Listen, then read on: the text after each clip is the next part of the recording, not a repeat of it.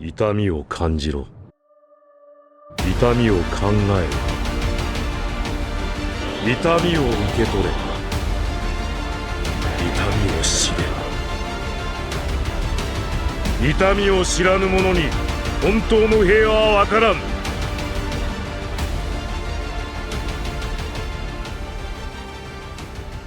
Wesh, canne à pêche, ça se c'est aujourd'hui au programme, on finit enfin cette série de vidéos, je suis désolé, je suis giga en retard. En fait, à la base, j'étais censé en fait enchaîner genre les 3 vidéos, voire peut-être même les 4, ça dépend. Mais j'ai eu beaucoup de trucs qui sont beaucoup de trucs qui sont arrivés, c'est terrible. Enfin, là par exemple, je suis en train de préparer, donc on est le 17-05 pour le 19-05, je suis en train de préparer une vidéo qui va faire quasiment 30 minutes, donc bon, vous imaginez que ça prend quand même un petit peu de temps, et puis on va dire que ça c'est vraiment les vidéos bonus, donc je préfère vraiment faire passer les vidéos classiques que les vidéos bonus. Mais bref, on va terminer cette aventure aujourd'hui, je sais pas combien de temps ça va prendre, mais j'avoue que j'aimerais bien faire ça en une seule vidéo, donc si la vidéo fait 1h30 voire 2h, tant pis, voilà, vous assumerez. Mais bref, la dernière fois, j'ai été vérifié, on s'est arrêté au commentaire d'Emeralds avec sa photo de profil. Je m'étais pas arrêté dessus, c'est Emily dans... Comment il s'appelle? De Tim Burton, Les Noces Funèbres. En tout cas, j'aime beaucoup, juste pour ça, je m'abonne. Allez, c'est parti, donc on est sur Gilles Lebrun qui est effectivement un commentateur principal depuis un petit moment. Ce que j'aime dans Boruto, l'apport futuriste dans un monde mi-médiéval, mi-contemporain, à nous. Ouais, c'est vrai que j'aime beaucoup également cette petite dualité assez sympathique. Voir les ados ninja en adulte avec enfants à charge, même si j'ai du mal avec certains, oui, je suis également d'accord. Hein. Pour moi, par exemple, un personnage comme Shosho, c'est intéressant parce que c'est pas exactement comme Shoji, mais c'est suffisamment Shoji pour être du Naruto, donc je pense que vous avez capté l'idée. Je ne voyais pas Shino en instituteur, plutôt en collègue de Sai dans les services secrets. Après, ça dépend. Shino, il a toujours été particulier en vrai. On savait jamais trop à quoi il pensait, et j'avoue que bon, le faire instituteur, est-ce que c'était une si mauvaise idée que ça? Après, bon, tu dis pas que c'est une mauvaise idée, hein, qu'on soit d'accord, mais moi je me dis ça lui va plutôt bien. Puis j'avoue que franchement, je préfère à la limite, tu sais, qu'il ait une vie plutôt pépère qu'une vie dans les forces spéciales, alors que déjà il galère avec sa personnalité. Donc à la limite, tranquille. Ce que je n'aime pas dans Boruto, l'animé. Je n'ai vu que 10 épisodes, je me suis lassé des intrigues enfantines selon moi, ce qui est regrettable. Les personnes qui travaillent dans la série sont fantastiques. Les personnes qui travaillent dans la série, tu parles des gens qui... Enfin, le studio d'animation, tout ça? Les personnes qui travaillent dans la série sont fantastiques. Ou alors tu parles de... comment dire? Tu parles des personnages qui travaillent genre en tant que ninja dans la série. Ça me paraît bizarre. Bah écoute, tu me diras dans les commentaires, mais en tout cas, si tu parles des gens qui travaillent sur la série, oui, je trouve que les animateurs, ils ont fait quand même plutôt un bon boulot. Il y a des épisodes moins bien animés que d'autres, mais bon, ça après, c'est les risques hein, quand tu fais un épisode par semaine. Mais oui, globalement, je trouve que c'est quand même vraiment cool, et c'est vrai que ça fait du bien de les saluer un petit peu. En revanche, j'ai lu le premier tome, l'histoire va directement dans les enjeux sérieux. Bah de toute façon, ça rejoint un petit peu ce que je disais dans les 2 premiers épisodes. Oui, l'animé, si tu veux, c'est... Enfin, le manga va vraiment droit au but, c'est genre une ligne droite vers l'histoire principale, c'est vraiment l'équivalent d'un jeu vidéo, ce serait genre la quête principale, et l'animé, ce serait un petit peu les missions secondaires, les trucs hors série, histoire de te stuffer un petit peu. Bon, en tout cas, merci beaucoup pour le commentaire, et puis pour ta fidélité, parce que ça fait un petit moment que t'es là. Ensuite, nous avons Power Sides qui nous dit Oh, it's my time. Je trouve Boruto vraiment bien, une très bonne suite. Elle n'a pas un arc se nommant par un nom de biscuit. C'est vrai. Après, techniquement, gâteau, c'était pas un nom de biscuit. Bref, elle éclaircit des points sombres de l'histoire comme Kaguya, c'est vrai. Beaucoup de fillers sont bien mieux que ceux de Naruto en termes d'écriture. Oui, ils ne sont pas bien animés. Oui, bon, ça après, oui, t'as capté. Les nouveaux persos sont très sympas, que ce soit dans ce qu'ils racontent, comme dans leur cara design, sauf Himawari post-amusé. Oui, mais bon, à un moment... Oh la vache, à chaque fois, parce que du coup je fais des reviews Boruto avec Elfman maintenant, et à chaque fois qu'on voit Imawari, c'est une catastrophe, vraiment son physique. Là je suis désolé, je mettrai pas d'image à l'écran parce qu'on est le 17 et je pense qu'il y a des spoils du chapitre qui vont arriver, j'ai pas envie de me spoiler, j'ai pas envie de vous spoiler, donc on verra ça dans quelques jours. Dans tous les cas, nous on tourne ça dimanche avec Elfman, mais ouais, elle est vraiment pas belle. Certains anciens persos sont très bien utilisés. Ancien perso, Shikamaru effectivement, Ino quand même plutôt sympa, on a Sai pourquoi pas, Shino dans l'animé, je suis vraiment fan de Shino. Donc ouais, en vrai, je suis d'accord avec toi. Les peurs sont les mêmes qu'en fin de Naruto, Tsutsuki, Jubi. Ouais, c'est vrai, j'avais jamais vu ça comme ça. Voire tradition shinobi contre modernité, Karamado, donc ça oui effectivement c'est plutôt sympa. Mort des personnages bien amenés. Bon je pense que tu... Attends, il y a 3 semaines... Ouais non, ce commentaire il a été rédigé donc après le chapitre 9 du coup j'imagine, parce que le chapitre 9 c'était du coup il y a un mois et ça c'était il y a 3 semaines. Je sais pas du coup si tu faisais référence à la mort de tu sais qui. Mais je pense que t'as capté en faisant référence au chapitre 9, mais en tout cas je suis tout à fait d'accord par rapport à cette mort, elle était vraiment exceptionnelle. Pas de ecchi dans une œuvre, ça fait du bien, et oui on n'est pas dans Fairy Tail. Bon après Boruto a des défauts, trop centré sur Konoha, incohérence de power, c'est mon, mon pseudo sans accent jap sur certaines scènes, notamment filler, pas assez vu d'entraînement des héros dans le manga. Alors, je suis d'accord sur le fait que ce soit trop centré sur Konoha, mais dans tous les cas Naruto c'était déjà un petit peu le cas. Heureusement, Boruto, avec ses arcs hors série, on peut se concentrer un petit peu plus sur autre chose. Par exemple, l'arc sur Kiri, qui était quand même plutôt cool. L'arc hors série sur le village d'Iwa, avec justement le petit-fils du Tsuchikage, ça aussi, je trouve ça quand même plutôt cool. Et à la limite, je trouve que c'est quand même plus développé que dans Naruto. Donc, moi, je trouve que vraiment, comme je l'ai dit en fait dans les 2 premiers épisodes, ça fait vraiment le taf que Naruto n'a pas vraiment fait. Donc c'est pour ça que je trouve que Boruto c'est vraiment une bonne suite, ça a pas simplement continué la série, ça a vraiment étendu le lore, et ça c'est quand même plutôt cool. Incohérence de pouvoir, bon, ça après ça se discute, hein. Je suis pas forcément là pour faire le gros débat parce que ça serait un débat genre beaucoup trop long, mais je vois un petit peu ce que tu veux dire. Et pas assez vu d'entraînement, bah... Ouais, après j'ai pas vu tous les hors-séries de Boruto, je vais pas te le cacher parce que c'est pareil, j'ai pas trop le temps. Mais ouais, j'ai pas l'impression qu'il y ait forcément beaucoup d'entraînement non plus dans les hors-séries. Dans le manga principal, il n'y a pas forcément besoin. Hein, parce qu'on nous dit qu'il y a des entraînements et on n'a pas besoin forcément de les voir. Mais je pense que ça casserait juste le rythme. À la limite, si l'entraînement avait un vrai intérêt, par exemple Naruto qui veut maîtriser le Rasen Shuriken, en mode il veut maîtriser une technique que même le 4ème Hokage n'a pas réussi à maîtriser, c'était voilà pour montrer l'axe de progression, tout ça. C'était une ligne directrice en fait de Naruto et ça avait un intérêt. Que bon, un entraînement de Boruto, est-ce que ça a un vrai intérêt? Est-ce qu'on peut pas juste nous dire Boruto il s'est entraîné et puis voilà. Donc ça, ouais, moi quelque part ça me dérange pas forcément ça. Mais en tout cas, merci beaucoup pour le commentaire. Et je vais pas te le cacher, quand j'ai balancé ton pseudo, tu m'avais dit la toute première fois où tu avais commenté dans ce genre de vidéo que j'avais bien prononcé ton pseudo. J'espère que là j'ai bien prononcé le tien. Parce que je l'ai prononcé au hasard, je me souviens plus, j'avais dit quoi? C'était... Ouais, bon, écoute, tu vas me dire... Ah ouais, je crois que c'était Pawasidiz. Bref, tu me le diras. En tout cas, merci beaucoup pour le commentaire. Ensuite, nous avons Mallory Narbo 1894 qui nous dit: je n'ai commencé que depuis peu. Le gros kiff pour l'instant, c'est surtout de retrouver les persos de Naruto adultes, voir ce qu'ils sont devenus. Je suis tout à fait d'accord. Tout à fait d'accord. J'aime beaucoup en fait dans les séries le fait de revoir en fait les anciens persos. Et ça, j'avoue. Alors là, on sort un petit peu de l'univers de Naruto, mais moi, je suis trop curieux en fait de voir dans certains dessins animés ce qu'ils deviennent après. Par exemple, je pense à Code Lyoko. À la fin de Code Lyoko, effectivement, ils arrivent à vaincre Xana, tout ça. Ils partent dans leur petite vie pépère, si on ne compte pas Code Lyoko Evolution évidemment. J'aimerais bien savoir ce qu'ils deviennent en étant adultes. Est-ce qu'ils sont toujours potes? Est-ce qu'ils ont vraiment des métiers, les métiers qu'ils voulaient? Est-ce qu'ils se voient encore? Est-ce qu'ils sont vraiment des gens importants? Est-ce qu'ils ont toujours les mêmes relations? Par exemple, Jérémy à Ilita, Yumi à Ulrich. Enfin, moi, j'avoue, j'aimerais bien savoir. Donc je suis tout à fait d'accord par rapport à ça et j'avoue que ça fait plaisir de voir Naruto Kage quoi. Naruto Kage, Sasuke au village, Sakura qui est maman, enfin c'est moi je trouve ça vraiment cool. Mais en tout cas merci beaucoup pour le commentaire. Avec une image de Rocky en plus. Magnifique.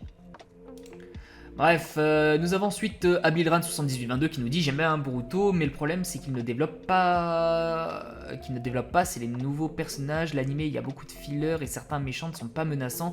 Sinon, oublie de certains personnages comme Kakashi, Guy, Lee, Killer Bee et bien sûr Tenten. Je trouve qu'il n'y a pas d'enjeu. Alors, développe pas les nouveaux personnages. Bah, l'anime concrètement le fait parce que t'as plein d'épisodes hors série où justement tu vois un petit peu tous les genin. Donc ça c'est plutôt bien développé selon moi. C'est vraiment le manga qui développe pas. Parce que le manga il a pas le temps. Beaucoup de fillers, bon bah ça après on en a déjà parlé quand même pas mal. Hein. Les fillers ça permet justement d'approfondir un petit peu plus le lore. Et certains méchants ne sont pas menaçants, oui je suis d'accord. Après c'est vrai que c'est en fait en comparaison avec l'Akatsuki, n'importe quel méchant ne passera pas pour quelqu'un de menaçant. Jigen mis à part évidemment, et puis peut-être Code, mais bon... Mais je vois un petit peu ce que tu veux dire. Après, l'oubli de certains personnages comme Kakashi, Guy, Lee et tout, bah ça c'est pareil, on les voit dans leur série, donc... Enfin, ça dépend, Tenten on le voit vraiment pas, mais Kakashi, Guy par exemple, Ils ont un arc, enfin pas un arc hors série, mais ils ont quelques épisodes hors série à eux et qui sont vraiment trop cool. Donc moi je trouve ça va. Mais en tout cas, merci beaucoup pour le commentaire. Ensuite, nous avons Scred de Coke8581 qui nous dit « Je suis encore au début de Boruto » et qui nous a fait ça de manière absolument magnifique. Ce que j'aime, les relations des personnages principaux, Boruto Naruto, Boruto Sasuke, Boruto Sarada, etc. Oui, bah de toute façon, on récupère en fait un petit peu les codes qu'il y avait dans Naruto, hein. C'est-à-dire que dans Naruto, ce qui était vraiment cool, c'était surtout la relation entre les persos. Faire une comparaison entre Naruto et Haku, Naruto et... Merde, comment il s'appelle le gamin encore celui et Inari, Naruto et Gaara, Naruto et Neji, enfin, il y avait tellement de possibilités, si tu veux, de mettre en perspective deux personnages pour justement pour bien les développer, pour développer une idée, pour développer l'histoire. Et du coup, Boruto reprend un petit peu cette idée, même si, selon moi, c'est en même temps une qualité et en même temps presque un petit défaut. C'est que malheureusement, ça tourne beaucoup trop autour du personnage de Boruto. Enfin, autant dans Naruto, on avait possibilité de créer justement des dualités entre d'autres personnages, que là, dans Boruto, très honnêtement, en dehors de Naruto, en dehors de Boruto, c'est un petit peu compliqué. À la limite, on peut voir un petit peu Kawaki, donc une double dualité avec Naruto et Sasuke, parce que c'est un petit peu la fusion des deux, et Boruto d'ailleurs, mais parce que du coup, Kawaki et Boruto sont tous les deux une sorte de fusion entre Naruto et Sasuke, mais de deux versions différentes. C'est un petit peu comme Vegeto et Gogeta, si tu veux. Donc ouais, selon moi, j'avoue que j'aurais bien aimé un petit peu plus, mais après, bon, l'anime est là pour ça. Le fait de découvrir le monde des ninjas dans un univers moderne, c'est vrai, c'est sympa, ça change, et puis ça renouvelle un petit peu le plaisir qu'on a à regarder la suite de Naruto, tout simplement. Les thématiques abordées, la famille, l'absence d'un père au travail, etc. Et effectivement, je suis d'accord. Ce que je n'aime pas, alors les personnages secondaires, la nouvelle génération qui ne suscite rien en termes de flow ou de fascination comparé aux anciennes équipes de Konoha. Tout à fait d'accord. Selon moi, attends, on va retirer ça. Ne serait-ce que les Genin en fait, c'est vrai que quand on compare, il n'y a aucun flow par rapport à ces équipes. Est-ce que je dois vous rappeler quand même la mission de récupération de Sasuke ? S'il vous plaît, regardez-moi le flow de cette équipe. Osez me dire que cette équipe-là se fait boxer par ce genre de truc. Après, vous allez me dire, oui, c'est normal qu'ils aient moins de flow, qu'ils aient moins, tu sais, l'aspect super sérieux, l'aspect menace de mort et tout, parce qu'ils vivent dans un monde en paix. Donc forcément, ils sont beaucoup plus... comment expliquer ?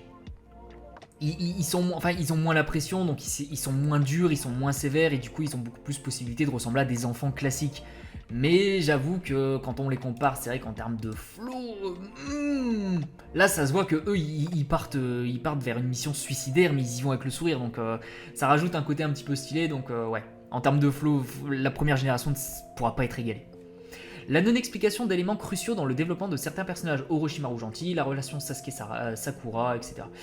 Orochimaru gentil, bah ça a plus ou moins été expliqué à la fin de Naruto Shippuden, la deuxième partie, hein. Il a pris en même temps l'Izanami et du coup il a compris un petit peu où était sa place et je pense qu'il a compris que ça allait pas fonctionner comme ça et puis ouais, au fur et à mesure il s'est adouci. Genre c'est un petit peu comme comment il s'appelle, comme Piccolo au tout début de la fin de Dragon Ball, du coup il était toujours méchant. Goku l'a épargné parce qu'il aurait pu le tuer, mais il l'a épargné. Au début de Dragon Ball Z, il était encore méchant. Il s'occupe de Gohan, il était méchant, mais il commençait à s'adoucir au fur et à mesure. Et ouais, jusqu'à son combat contre Nappa, là, il s'est carrément sacrifié. Donc c'est vraiment, tu sais, une courbe qui fait que il passe de méchant à gentil. Enfin, c'est pas quelque chose qui s'est fait de manière instantanée. C'est quelque chose qui se fait de manière progressive. Et moi, je trouve qu'Orochimaru, ça va. C'est pas le truc le plus dérangeant. Parce que vraiment, pour moi, c'est quelque chose qui est quand même assez logique. Et puis en plus, il y a le pouvoir d'Izanami qui a fonctionné. Il a compris où étaient ses erreurs. Et puis c'est tout, quoi. La relation Sasuke-Sakura, je dirais pas forcément que c'est un problème de Boruto, je dirais plutôt que c'est un problème de Naruto, parce que moi-même, c'est vrai que j'ai un petit peu de mal avec le fait que Sasuke, du jour au lendemain, genre il dit ok, vas-y, Sakura. Mais après, c'est vrai qu'en fait, Sasuke, donc à la toute fin de la guerre, il s'est pas immédiatement mis en couple avec Sakura. Il y a forcément eu un moment où les deux, en fait, ils se sont rapprochés, et ensuite il y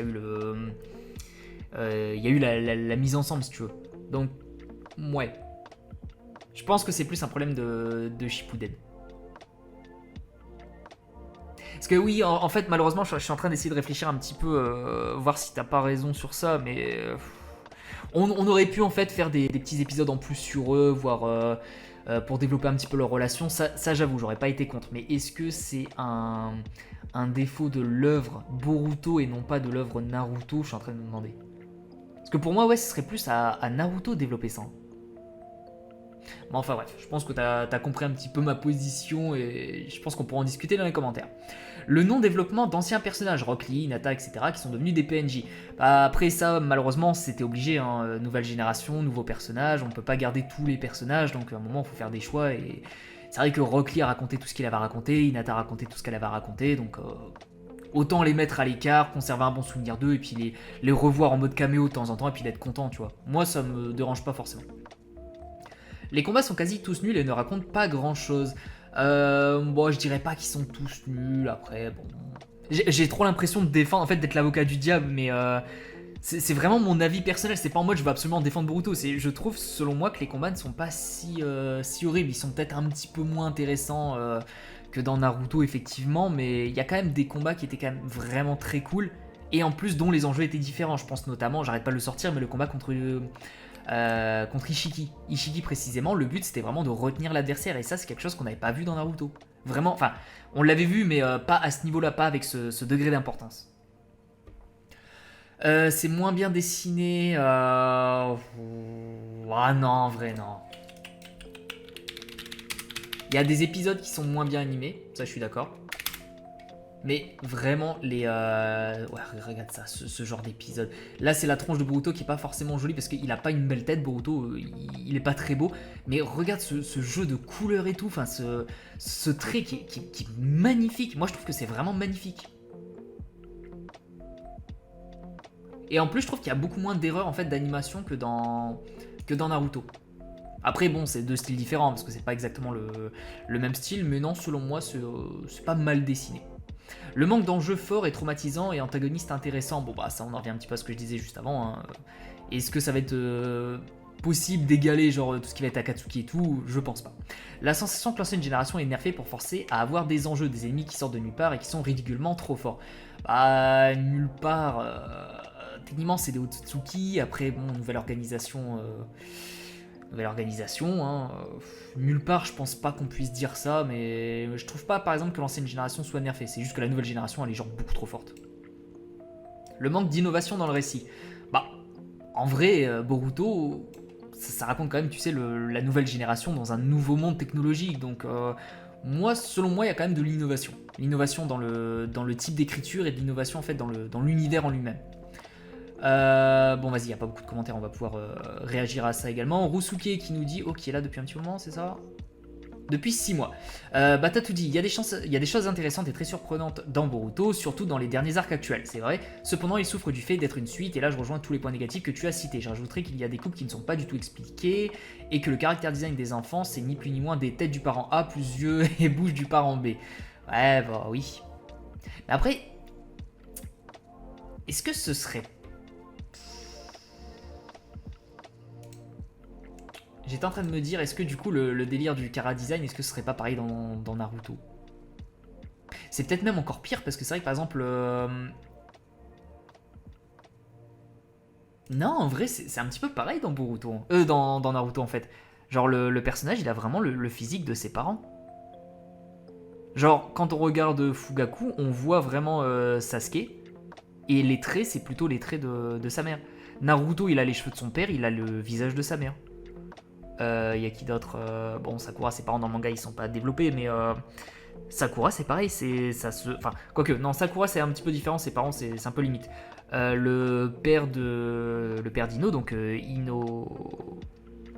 Inoichi, il ressemble quand même fort à Ino, et du coup c'est un petit peu pareil avec tous les parents, donc non, selon moi c'était déjà pareil avec Naruto, et je pense qu'en vrai c'est plutôt une convention dans les mangas où bah, les parents, enfin l'enfant ressemble beaucoup aux parents, sinon...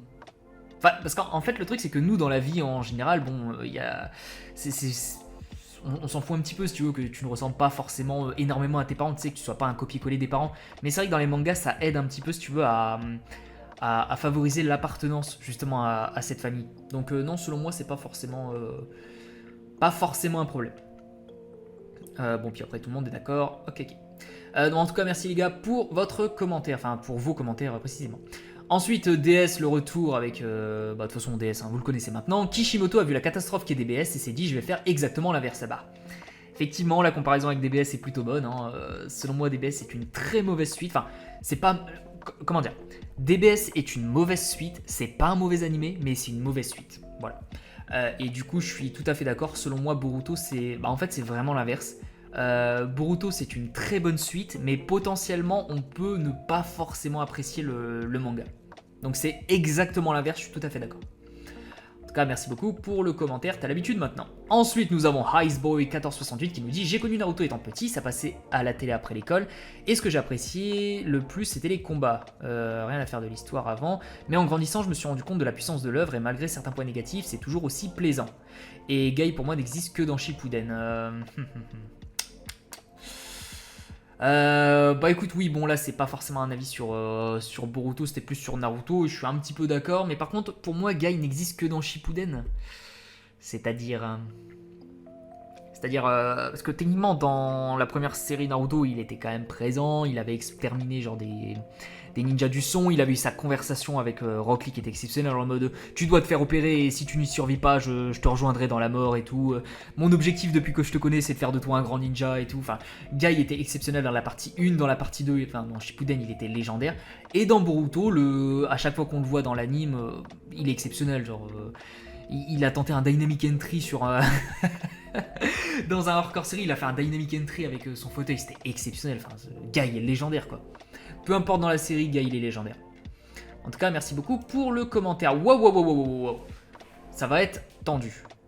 Alors, Vincent Constanzo, 4709, qui s'est un petit peu lâché, qui nous a dit « Sujet compliqué Boruto. Pour ma part, je trouve que c'est une suite qui souffre de trop de points faibles et de promesses non exaucées.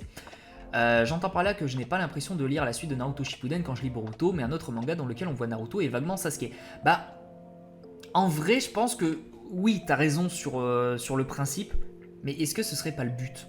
Est-ce que ce serait pas le but ? Est-ce que ce serait pas l'intérêt en fait d'une bonne suite ? Parce qu'en fait, une suite, si tu veux, t'as deux types de suites. T'as la suite en fait qui va juste continuer l'histoire, c'est-à-dire DBS. Donc, je reprends DBS parce qu'en vrai, la comparaison avec Boruto est vraiment facile. Enfin, à la fin de Dragon Ball Z, ils ont battu Boo. Le monde retrouve la paix et tout. DBS en fait, ça parle juste en fait du prochain ennemi. Et techniquement, si tu colles Dragon Ball Super à Dragon Ball Z et que tu dis genre ça s'est jamais arrêté, bah techniquement Dragon Ball Z aurait pu se transformer en Dragon Ball Super, c'est-à-dire qu'à la fin de Boo, il y a Beerus qui arrive, ensuite Frieza, ensuite Broly, enfin bref, tu peux faire, tu sais, ce genre de choses, tu peux vraiment les emboîter et finalement l'histoire continue. Que de Naruto Shippuden, donc la deuxième partie Naruto à Boruto, t'as autre chose, c'est vraiment, tu sais, c'est une suite, mais qui se passe en fait à une autre époque, qui se passe vraiment dans, pas dire dans un univers alternatif, parce que c'est pas vraiment ça, mais c'est plus exactement Naruto, on veut vraiment se détacher au maximum de Naruto, et finalement c'était le but recherché, et le fait que tu l'as ressenti comme ça, bah finalement c'est qu'ils ont réussi leur coup, ils voulaient vraiment se détacher au maximum de Naruto, conserver l'esprit Naruto, conserver certains personnages comme Naruto, Sasuke, Sakura, tout ça, mais les mettre en personnages secondaires pour justement la nouvelle génération, et qui sait, peut-être qu'à la fin de Boruto, on aura une nouvelle série qui met encore une fois l'accent sur la nouvelle génération et peut-être qu'on pourra continuer. C'est pas forcément quelque chose que je souhaite, parce que je ne souhaitais même pas forcément Boruto, mais c'est quelque chose en fait qui pourrait se comprendre. Donc selon moi, oui, ça se détache et c'est tout à fait normal. Tout le reste de l'univers n'existe plus, on est assommé par énormément de nouvelles notions. Pour moi, c'est une faiblesse car on regarde Boruto pour voir une nouvelle histoire, mais aussi la suite de Naruto Shippuden. Bah, là, ça rejoint un petit peu ce que je disais juste avant. Oui et non. Est-ce qu'on regarde tous pour la suite de Naruto Shippuden ? Non, pas forcément. Moi, je trouve que Naruto Shippuden, c'était plutôt bien terminé. La fin était vraiment bonne. Je pense qu'on aurait même pu s'arrêter complètement ici. Et Boruto, pour moi, ça devait vraiment se détacher au maximum de Naruto et ça devait proposer quelque chose d'autre. Ça ne devait pas être une suite à proprement parler, c'est-à-dire une extension en fait de Naruto Shippuden. Je voulais vraiment que ce soit quelque chose de nouveau qui ajoute du lore à la série, qui rajoute vraiment sa patte, qui rajoute sa pierre à l'édifice, et vraiment c'est ce que Boruto a fait. Et moi j'ai pas regardé Boruto pour que ce soit juste Naruto Shippuden 2, tu vois. Donc, parce qu'à la limite, fallait appeler ça Naruto Akipuden, je sais pas moi, fais ce que tu veux. Sincèrement, on voit un peu Naruto Shikamaru, désolé, mais je trouve que Sasuke fait à peine office de caméo dans Boruto, et c'est tout. Les Kage, on n'en fait pas mention, spoiler, oula, attention. Bi se fait tuer, on ne voit pas le combat, juste sa mort. Ashili n'apparaît pas du tout dans Boruto, alors que les deux personnages méritaient tellement mieux. Ouais, bah après, fallait passer sur l'histoire, hein, malheureusement, c'est comme ça. Hein. C'est plus un personnage important, Killer Bee. Killer Bee était important dans la deuxième partie de Shippuden et encore dans une toute petite partie, c'est-à-dire pendant l'entraînement de Naruto, mais après ça, même pendant la Grande Guerre, il était plus si important que ça. Il était puissant, donc c'est pour ça qu'il était encore intéressant, tu sais, à montrer à l'écran, tu sais, quand ils ont affronté Obito, quand ils ont affronté la statue Gedomazo, quand ils ont affronté Jubi. Mais globalement, Bee servait absolument à rien. Son développement, il a été fait. Enfin, c'est fini. Killer Bee, en fait, il a eu de l'importance pendant genre une vingtaine de chapitres et c'était terminé après. Donc, qu'on ne le voit pas par la suite, moi, ça me dérange pas forcément.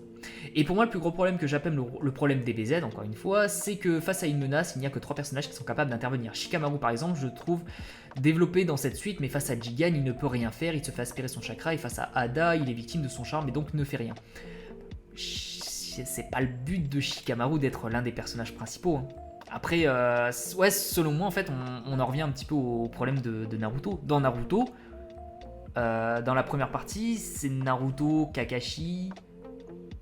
Ouais, Naruto, Kakashi qui faisait tout.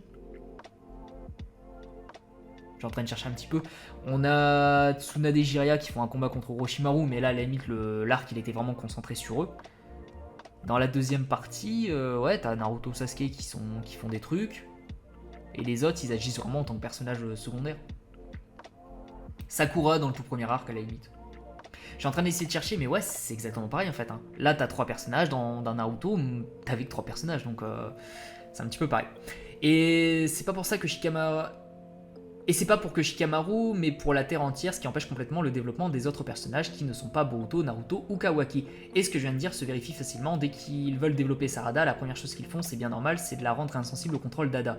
Mais ça crée des problèmes narratifs parce que parce qu'il faut justifier pourquoi elle est insensible de manière crédible. J'ai pas lu les scans jusque là et le problème reste entier pour les autres personnages. Bah, bon, si tu me permets une théorie sur Sarada, c'est...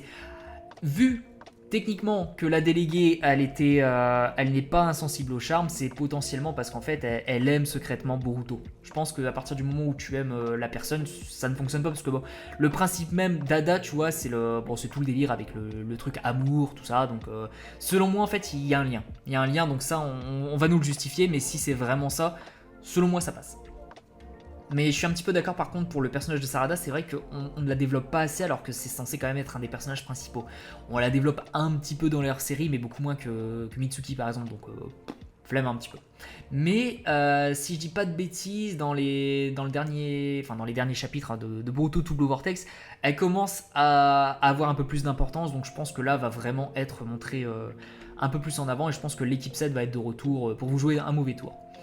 Maintenant, pour regarder les qualités du manga, je dirais que malgré tout, ça s'améliore au fur et à mesure. Déjà, Jigen, j'aime bien qu'un énième Otsutsuki, bien qu'un énième Otsutsuki, bah, c'est très clairement à mes yeux le plus cool et il va faire un super combat de fin à Kurama. Kurama avec le mode Baryon, c'est génial, ça permet de mettre de côté Naruto sans le tuer parce que ça aurait été trop prévisible et décevant de voir Naruto mourir. Ce choix a été vraiment cool. Ada est un antagoniste très intéressant.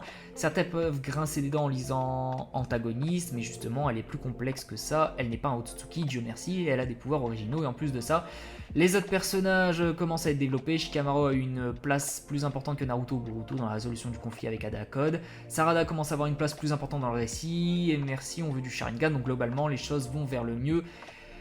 Et puis on ne part pas de zéro depuis le début. Boruto est un manga, cependant il n'a clairement pas rempli ses promesses selon moi, surtout au début. Maintenant la suite semble bien prometteuse, enfin être prometteuse. Je suis désolé, hein, c'était un peu compliqué à lire parce qu'il faut mettre de la vraie ponctuation, pas juste des virgules, il faut mettre des points.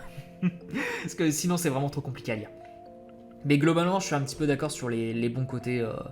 C'était vraiment des éléments un petit peu intéressants que tu as cités. Je suis parfaitement d'accord, Jigen c'est le GOAT. En tout cas, merci beaucoup pour le commentaire et s'il te plaît, la prochaine fois, fais des pauses avec des points. Bref, Ensuite, nous avons Noaguyo qui nous dit j'aime Boruto car c'est une suite fidèle à l'œuvre d'origine, la technologie présente dans un monde moderne, les personnages qu'on a suivis dans Naruto et tout. Maintenant adultes, on voit ce qu'ils deviennent, c'est la continuité, c'est dans la logique de base de Naruto, les clans ninja et leurs descendants avec leurs principes d'héritage, transmission de jutsu héréditaire et jutsu secret, puis propre aux affinités du ninja. Donc voir ces mêmes ninjas de la nouvelle génération évoluer dans un monde ninja moderne sans guerre, à trouver une place à leur jutsu face aux outils ninja scientifiques permettant aux premiers venus de recréer n'importe quel jutsu, peu importe la difficulté d'apprentissage. Les Otsutsuki, des dieux développant Kaguya tout en rapportant du lore au Naruverse sur sa création, en plus du côté fataliste et des dieux venant détruire leur création. Bah, de toute façon, oui, c'est un petit peu ce que j'ai dit dans les derniers commentaires que j'ai cités juste avant. Oui, t'as un petit peu tout cité, l'arrivée de la technologie, le délire avec les clans. Et puis même dans le dernier épisode, j'avais justement parlé de la technologie qui était, selon moi, du coup, qui était un petit peu le point de départ en fait pour remplacer l'univers ninja par notre univers à nous, c'est-à-dire que bah, concrètement une arme ninja qui est capable de lancer un Rasengan c'est plus ou moins un flingue, tu vois, donc n'importe qui a un flingue pourrait vaincre un homme, donc voilà.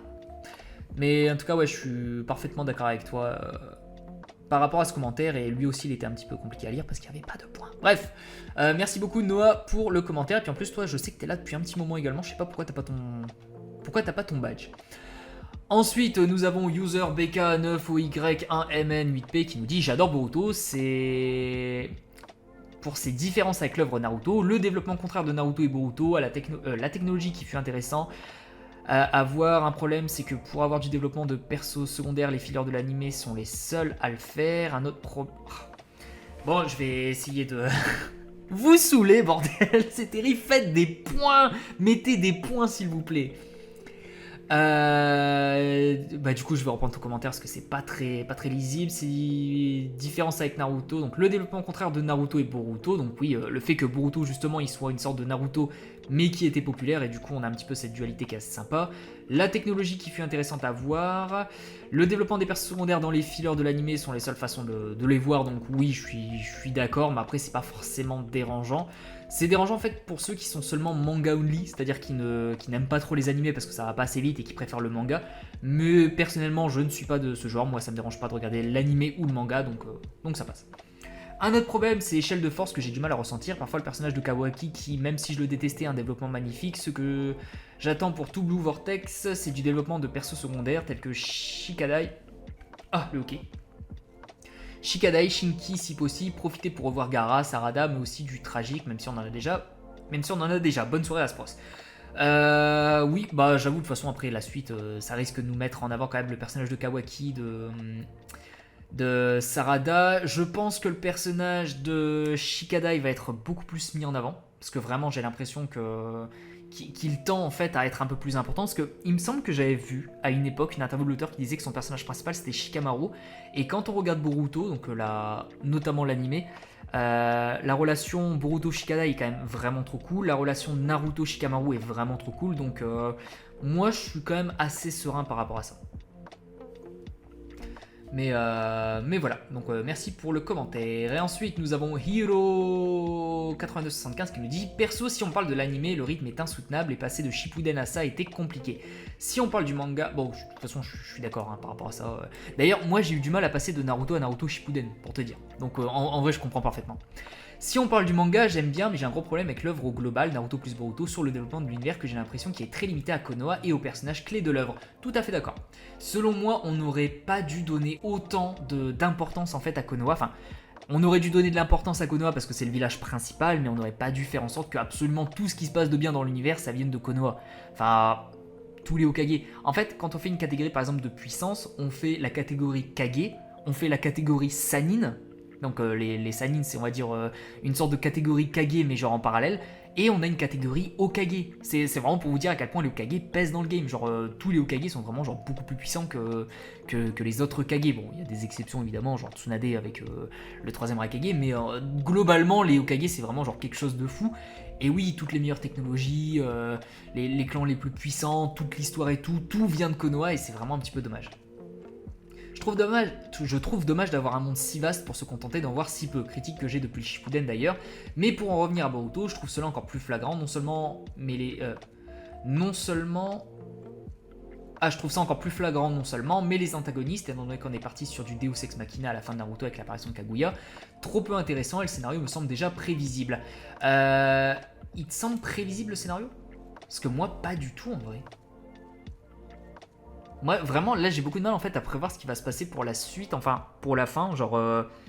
est-ce qu'on va avoir un truc en mode Boruto Kawaki va mourir? Est-ce que Naruto et Sasuke vont y passer? Est-ce que Shiba il sera vraiment le boss final? Est-ce que finalement Ada est une gentille ou une méchante? Est-ce que Daimon va poser problème par la suite? Est-ce que Imawari va prendre plus d'importance? En fait, pour moi, il y a genre vraiment beaucoup trop de questions et c'est trop dur de donner une réponse définitive. Moi, ça me paraît pas forcément prévisible. Pour rentrer un peu plus dans le détail, je trouve que l'œuvre de Naruto nous a vendu un monde ninja vaste, politiquement et militairement complexe, pour qu'on passe de ça à un monde ninja dénué de tout intérêt politique et culturel, vu que la nouvelle menace sont des extraterrestres avec un développement plutôt linéaire. Oui. Oui, en fait, là, oui, je vois un petit peu ce que tu veux dire. C'est vrai que dans Naruto, en fait, les grands méchants...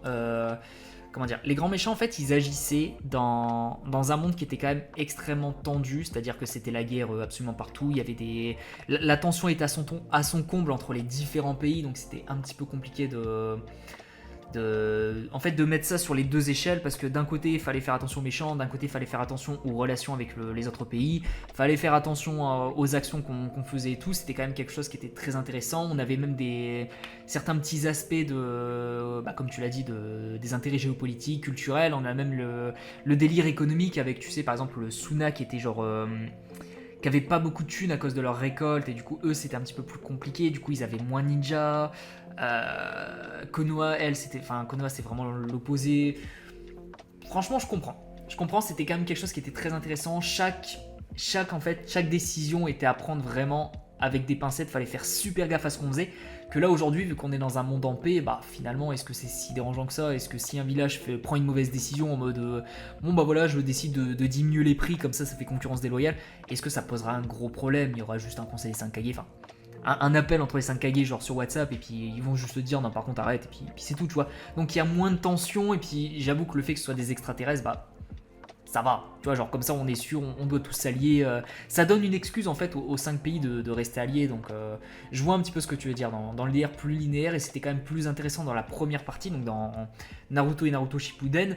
Mais malheureusement c'est l'expansion en fait de l'univers de Naruto, c'est la suite, c'est Naruto en guerre c'était très complexe, Naruto en paix ça l'est moins, donc forcément.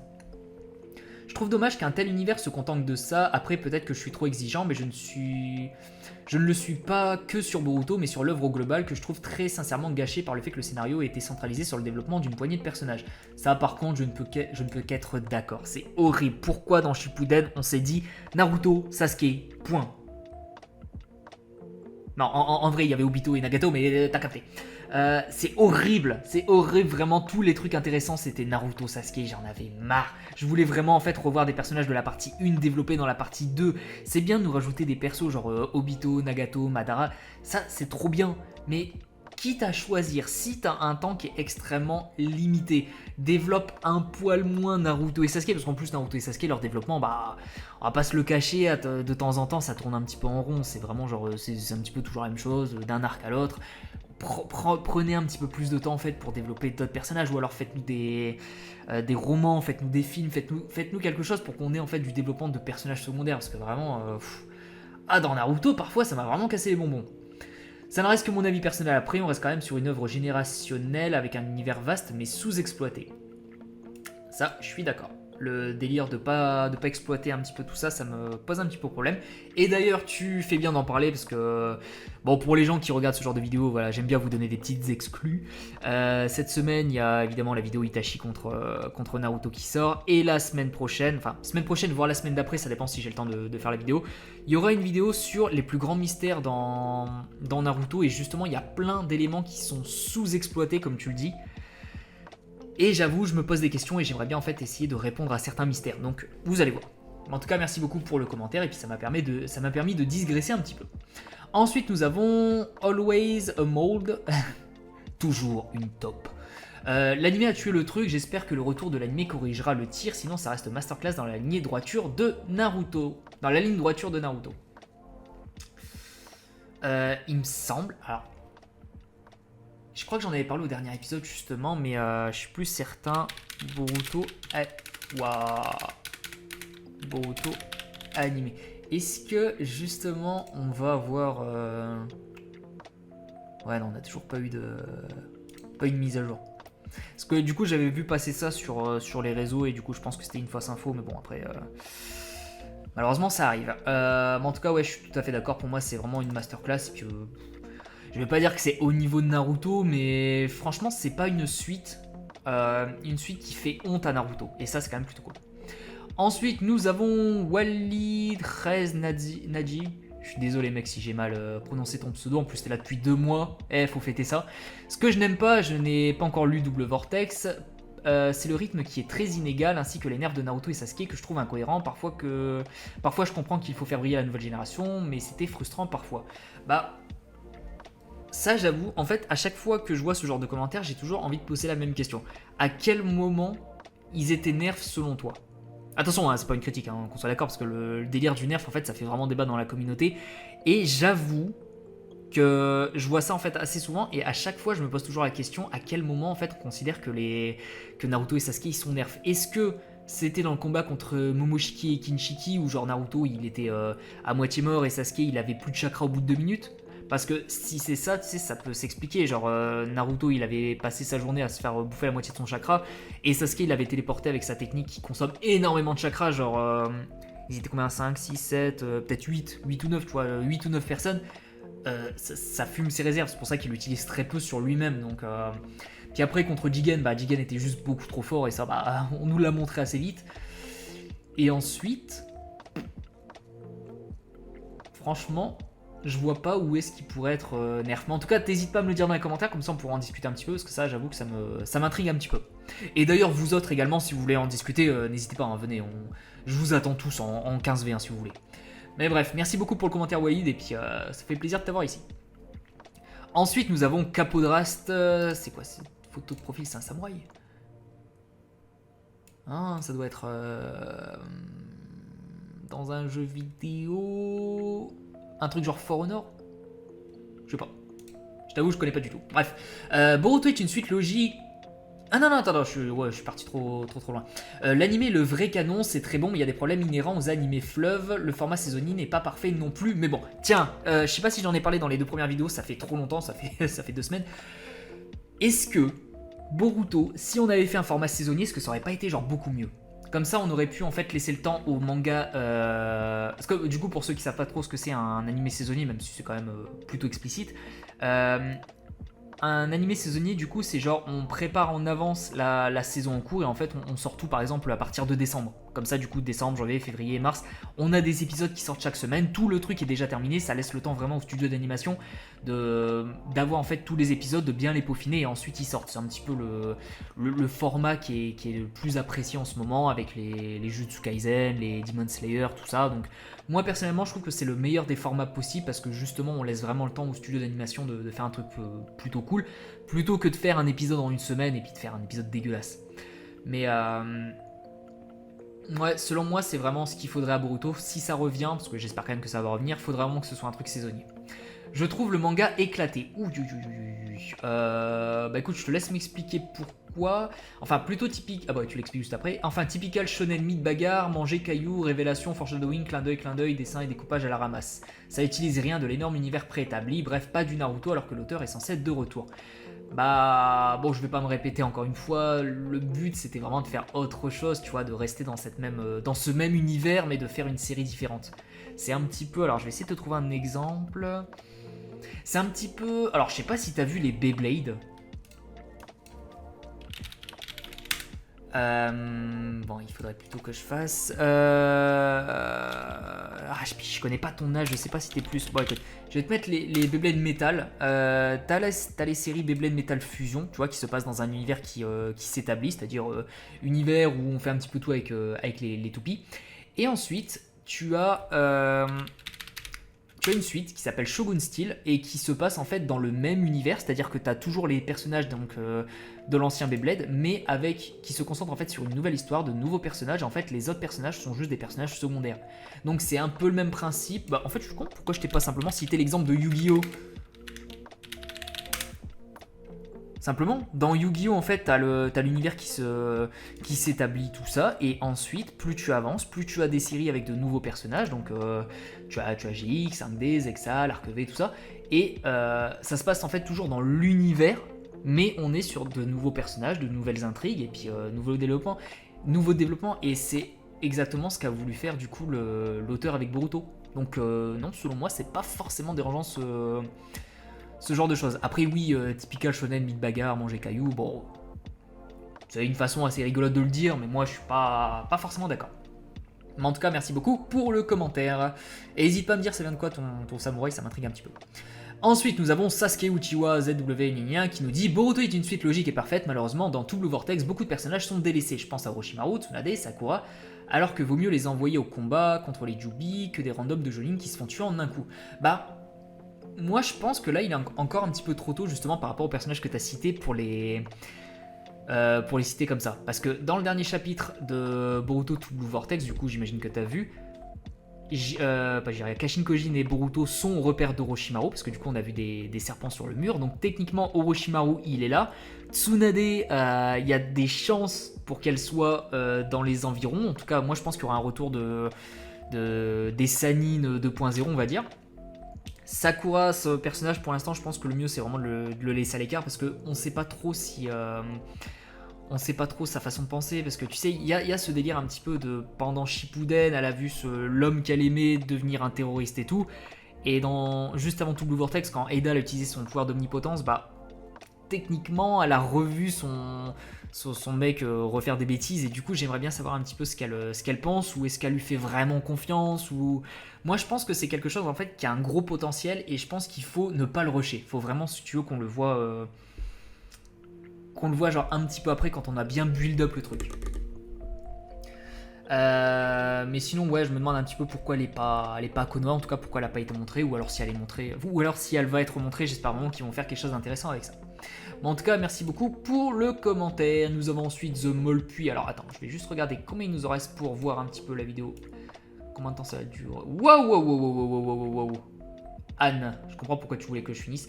Allez, vas-y, on va tout enchaîner. Allez, on va pas s'arrêter là. J'en étais où?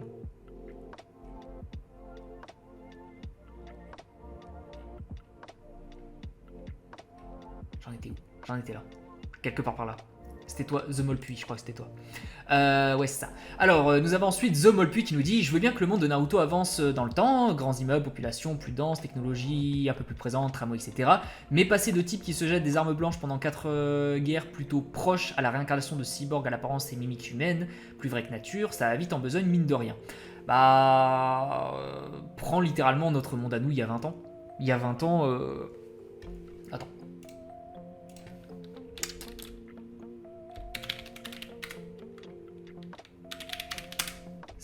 Smartphone.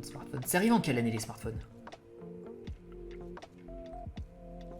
2014, les ventes mondiales annuelles des smartphones dépassées. Précurseur sur un pari fin des années 90, mais il faut attendre 2007 avant la commercialisation de l'iPhone, premier smartphone avec interface intelligente multipoint. D'accord, donc 2007. Tu te dis en 2007, c'est-à-dire il y a 17 ans. Ouais, 17 ans. Il y a 17 ans, on avait le tout premier smartphone, c'est-à-dire un smartphone qui ramait, qui faisait pas grand-chose avec, même un petit peu plus, genre remonte juste une année avant le smartphone. T'avais vraiment des téléphones où t'avais à peine internet dessus, t'avais rien, c'était genre avec des touches, c'était vraiment pas des téléphones qui faisaient grand-chose en dehors d'envoyer des messages et puis d'appeler. Quelques années plus tard, démocratisation de l'iPhone, tu as eu plein de concurrents à l'iPhone qui sont arrivés, tu as eu les Samsung et tout qui sont arrivés pas trop loin après. Et là, aujourd'hui, donc 17 ans plus tard, tu as possibilité de regarder ton téléphone, d'avoir une IA, enfin pas qu'une, mais tu as plein d'intelligence artificielle. Tu lui poses n'importe quelle question, il te répond extrêmement bien, il te répond genre quand même de manière assez précise, et on n'est qu'à l'aube de l'utilisation des IA. Donc, tu te dis qu'en 20 ans, enfin en 17 ans précisément, en 17 ans, t'es passé de j'utilise mon téléphone pour téléphoner à j'utilise mon téléphone pour faire absolument tout ce que je veux.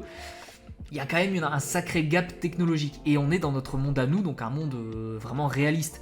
dans un manga, forcément, on grossit toujours un petit peu le trait. Moi, ça me choque pas.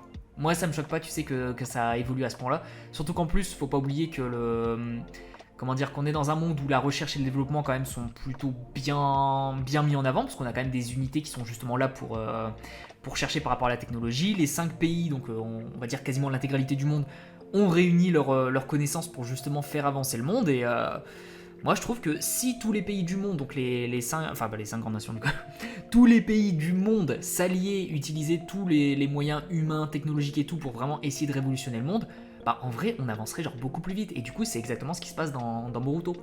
Donc moi ça me choque pas forcément qu'en très peu de temps, donc en une dizaine d'années, t'as le passage en fait de t'as à peine l'électricité à des cyborgs. Surtout qu'en plus les cyborgs techniquement c'était vraiment une invention de quelqu'un d'autre, pas des 5 pays, c'était quelqu'un qui avait accès à une technologie supérieure.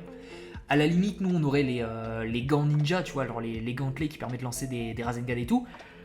Mais moi ça me semble dans la bonne continuité de la série. Je trouve que c'est pas forcément une invention où on se dit mais attends on passe vraiment du coq à l'âne. C'est vraiment quelque chose qui est dans la bonne continuité.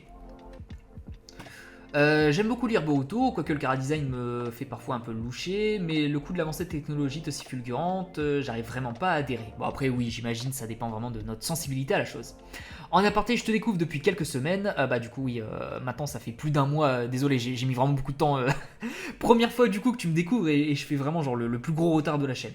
Et je pensais vraiment être une personne un peu à part à trouver Guy incroyable en tant que personnage, et ce bien avant son combat contre Madara, bien content de pas être solo. Force à toi, bah écoute, la puissance du Guy Sensei, la puissance du Guy Sensei, hein, le charisme.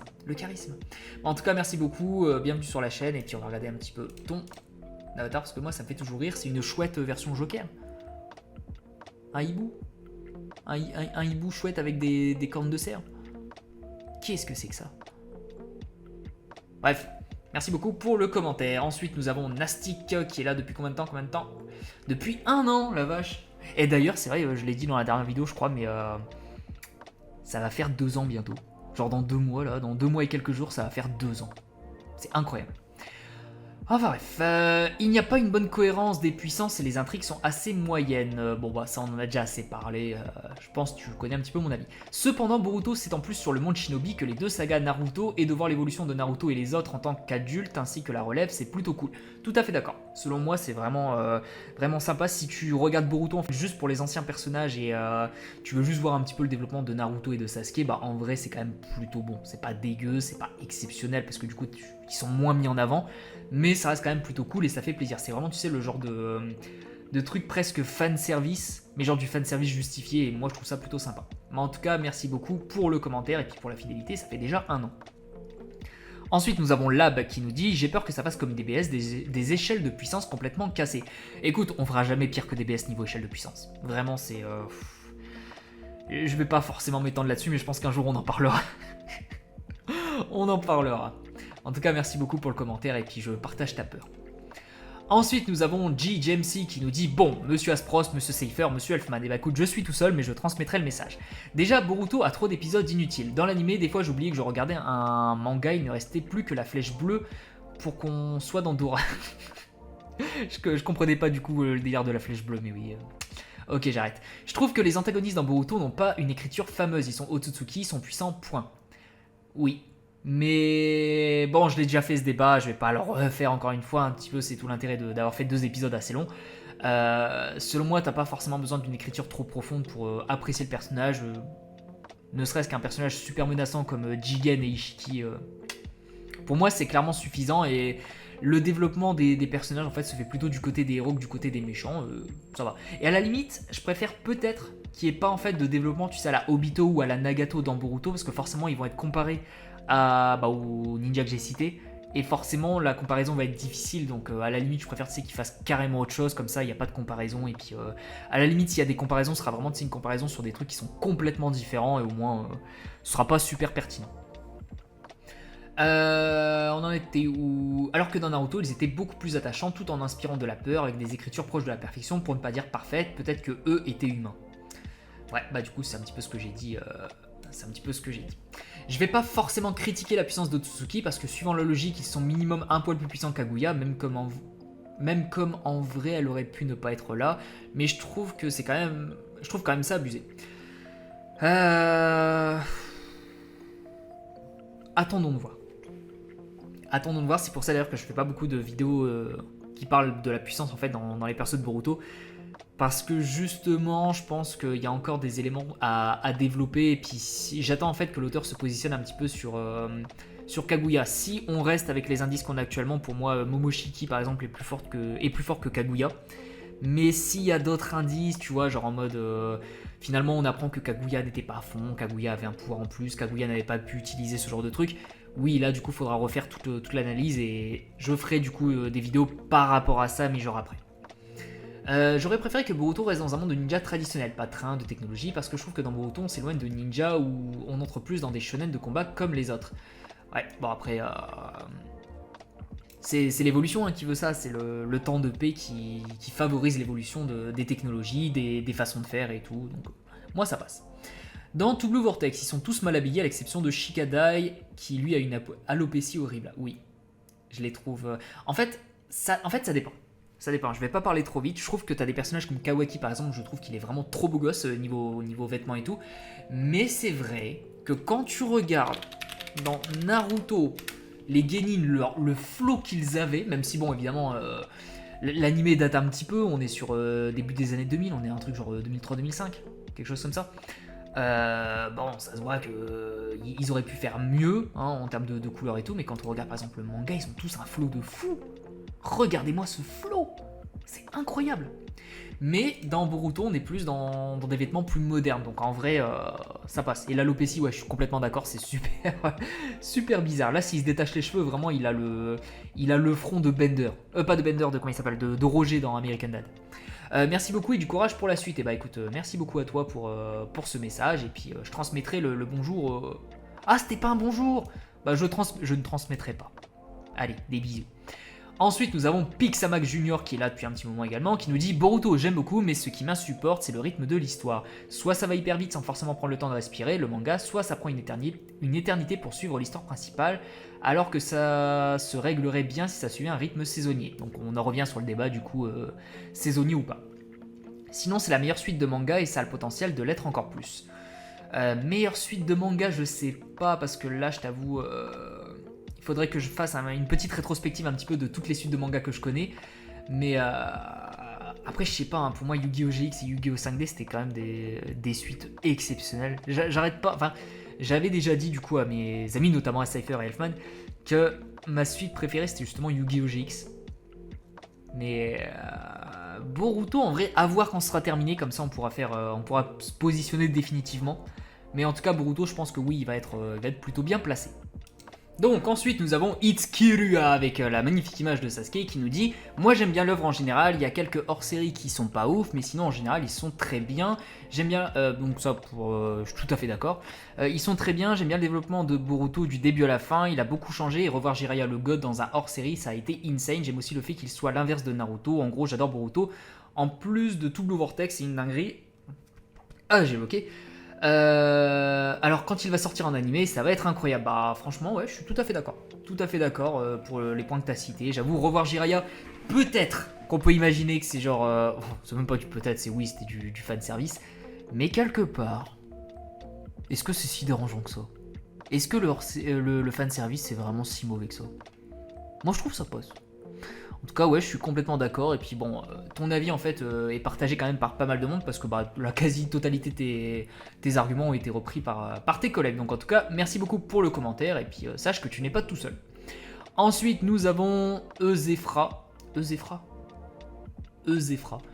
qui nous dit « Ce que j'aime dans Boruto, c'est principalement de voir un monde ninja en évolution, mais aussi les relations que peuvent avoir différents personnages comme Boruto Sarada ou même Sasuke qui préfère croire sa fille et faire confiance à Boruto. J'aime... » Ah, attends, on va déjà s'arrêter sur ce commentaire. Oui, tout à fait, ça c'était exceptionnel, vraiment, je te jure, j'avoue,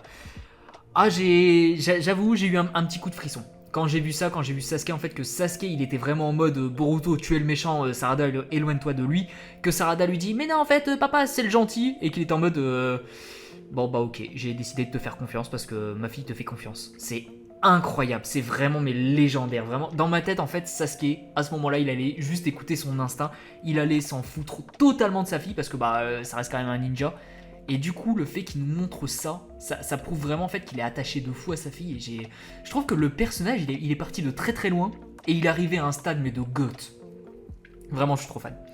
Et j'aime aussi le fait que Boruto soit l'inverse du personnage de Naruto niveau écriture développement. Il ne veut pas devenir Hokage. Plus, et là où Naruto est né sans amis et sans famille, lui il a dû s'en faire. Boruto, lui, c'est tout le contraire. Oui, donc ça c'est quand même plutôt intéressant. Et du coup, c'est également un des trucs que je trouve assez intéressant au tout début de l'œuvre, c'est que Naruto et Boruto n'étaient pas du tout d'accord en fait. Il y avait deux camps qui s'opposaient. Nous les fans, on s'est forcément rangé du côté Naruto parce qu'on connaissait son histoire. Mais quand on y réfléchit un petit peu, le personnage de Boruto, en fait, ses revendications sont quand même plutôt justifiées, plutôt honnêtes. Et au fur et à mesure, Boruto il passe quand même de gamin super insolent qui veut juste vaincre son père, enfin surpasser son père et tout pour lui prouver sa valeur, à gamin qui a 12 ans et qui n'hésite pas à se sacrifier pour l'avenir du monde ninja. Donc bon, quelque part, ça a quand même une sacrée bonne évolution. Ce qui me dérange par contre, c'est que des personnages comme Kakashi, Guy par exemple, pour ne citer que, ne sont même plus dans le manga alors qu'on pourrait leur trouver une importance.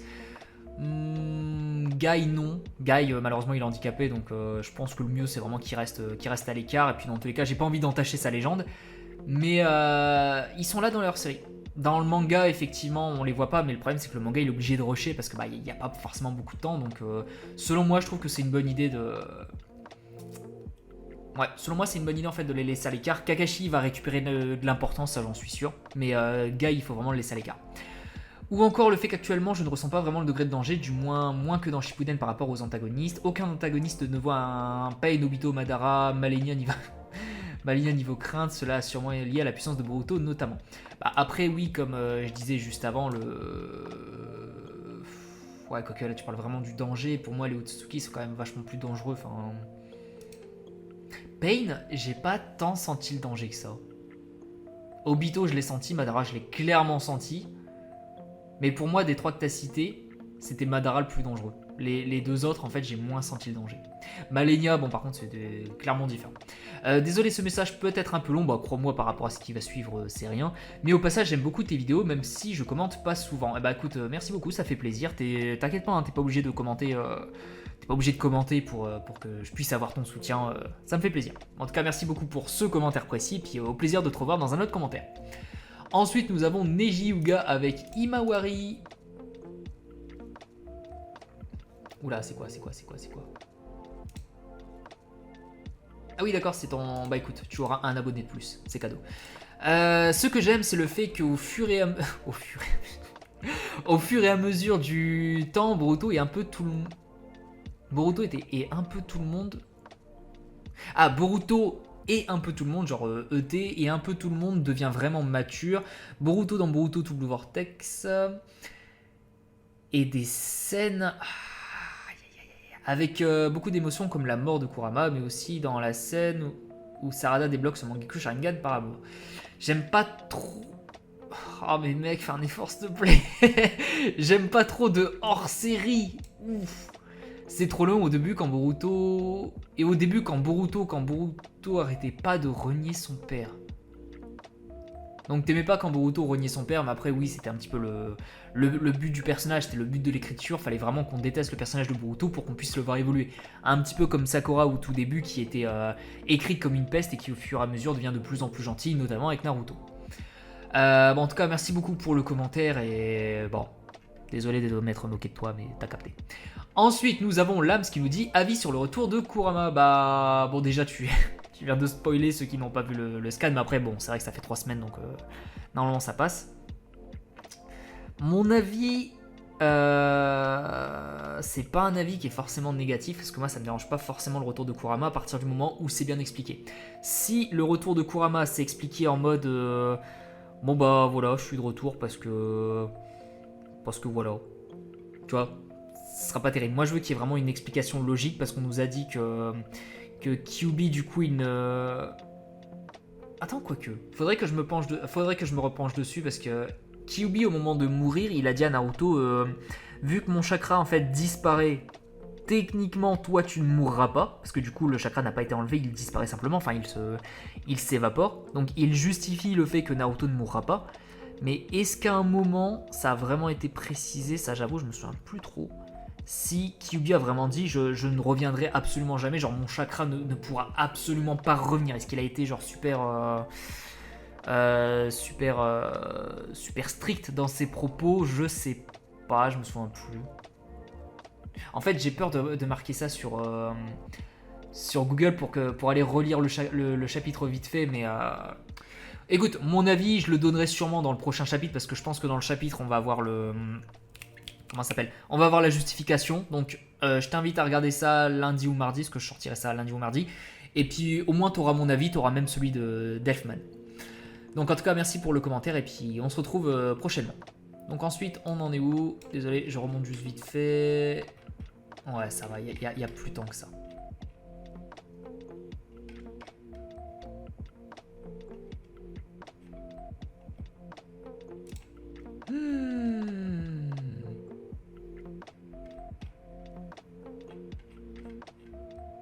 Bon écoutez, je vais diviser ça en 2 vidéos et puis je vous fais 2 vidéos le même jour, voilà. Bah écoutez, merci beaucoup d'avoir suivi cette vidéo parce que là, je commence à avoir un petit peu faim, je vais pas vous le cacher. Je vais manger vite fait un petit truc et puis je reviendrai pour finir tout ça. Et puis là, je pense que j'en ai bien pour encore 30 minutes minimum, 30 minutes, 1 heure. Donc allez, je vais faire 2 épisodes et puis vous aurez les 2 épisodes samedi. Donc un le matin, un l'après-midi et puis tout le monde sera content. Mais allez, des bisous les gens et puis on se retrouve dès demain.